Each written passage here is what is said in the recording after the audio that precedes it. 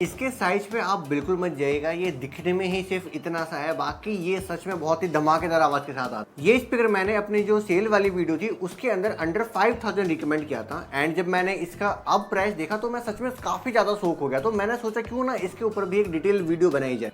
तो हमारे पास है प्रोटोनिक कंपनी का अमीर घराने का प्रोटोनिक हारमोनी 2। इसके बारे में बताने से पहले मैं आपको एक चीज बताना चाहता हूँ, आप कभी भी स्पीकर के बोर्ड पे मत जाइएगा, उसका क्या ड्राइवर का साइज है उस पर भी मत जाइएगा, क्योंकि ये चीज इतनी ज़्यादा मैटर नहीं करती। जो क्वालिटी होती है वो इन चीज़ों के ऊपर हालांकि थोड़ा बहुत डिपेंड करती है, लेकिन कंपनी इनको दिखाने के लिए इनका साइज बड़ा कर देते हैं लेकिन उसके अंदर वो क्वालिटी डिलीवर नहीं कर पाते। हालांकि ये ब्लूटूथ स्पीकर 60 वोट के साथ आता है, जबकि जो हमारा ट्रिबिट का माइक्रो 2 था वो केवल 13 वोट के साथ आता है। एंड यकीन मानिए, अगर मैं वोकल्स क्वालिटी और लाउडनेस की बात करूँ, केवल वोकल्स की बात करूँ यहाँ पे, तो इसकी और इसकी वोकल्स मतलब लाउडनेस में इतना ज़्यादा डिफरेंस नहीं है। तो ये बताने का मेरा बस यही मोटिव था कि जो लाउडनेस है वो कभी उसके बोर्ड पे या ड्राइवर के साइज पे डिपेंड नहीं करता है। बाकी अगर हम बात करें हारमोनी 2 की, तो इसका जो लुक है वो सच में काफी ज्यादा प्रीमियम है। मतलब अगर आप इसको आगे की साइड से देखेंगे तो ऐसा लगता है कि ये काफी कुशन से गुदगुदा सा होगा, बट नहीं, ये एक्चुअली में मेटेलिक ग्रिल है जिसको बहुत ही प्रीमियम तरीके से ऊपर कवर किया गया है। इसके अलावा इसका जो कैबिनेट है हालांकि वो वुडन का है, लेकिन उसके ऊपर एक लेदर फिनिशिंग की गई है। इसके जो बाउंड्रीज है वो यहाँ पे मेटल की है। इनफैक्ट इसका जो ऊपर वाला हैंडल है ये भी यहाँ पे मेटल का दिया हुआ है। और इसके पीछे हमको मिलता है इसका रेडिएटर, जिसके नीचे हमको मिलते हैं कुछ इंपॉर्टेंट कनेक्शन, जिसके अंदर हमको यूएसबी का ऑप्शन मिलता है, ऑक्स का ऑप्शन मिलता है। इसके अलावा ये टाइप सी को सपोर्ट करता है चार्जिंग के लिए। इसके अलावा इसके आगे हमको सिर्फ एक ही फुल रेंज ड्राइवर मिलता है, जिसका साइज हालांकि कंपनी ने मेंशन नहीं किया है, लेकिन इससे जो हमको टोटल आउटपुट मिलता है वो मिलता है पूरे 60 वोट का। और अगर अब हम इसके कंट्रोल पैनल की बात करें तो इसके ऊपर सबसे पहले हमको मिलता है बेस बूस्ट करने का ऑप्शन, जिसको हम जैसे ही प्रेस करते हैं जो बेस है वो सच में काफ़ी बूस्ट हो जाता है। एंड इसके बारे में मैं डिटेल में अभी आपको आगे चल के बताऊंगा।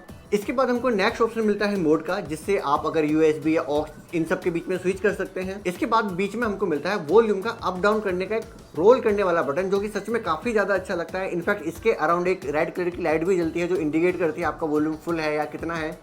और ये जो बटन है प्रेस भी होता है, तो यानी गाना आप पॉज या प्ले कर सकते हैं।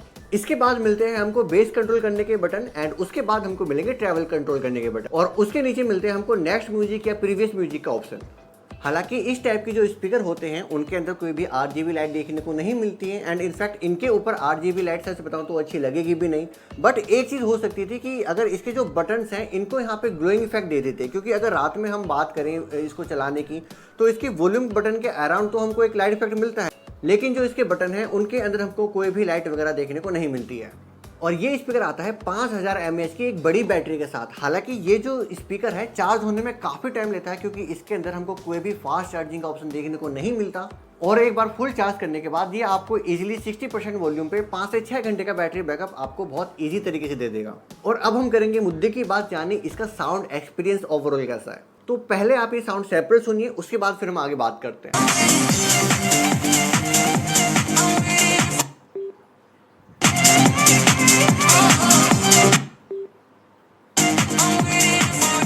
तो देखिए, ये स्पीकर नो डाउट काफ़ी ज़्यादा लाउड है। जो 60 वोट का कंपनी ने यहाँ पे मेंशन किया है उस चीज़ को ये जस्टिफाई करता है। इसके अलावा अगर आप इसका बेस मोड ऑन नहीं भी करते हो ना, तो भी इसके अंदर काफ़ी बेस है। मतलब जिस जैसे टेबल के ऊपर रखा तो उस पूरी टेबल को ही वाइब्रेट करा दे।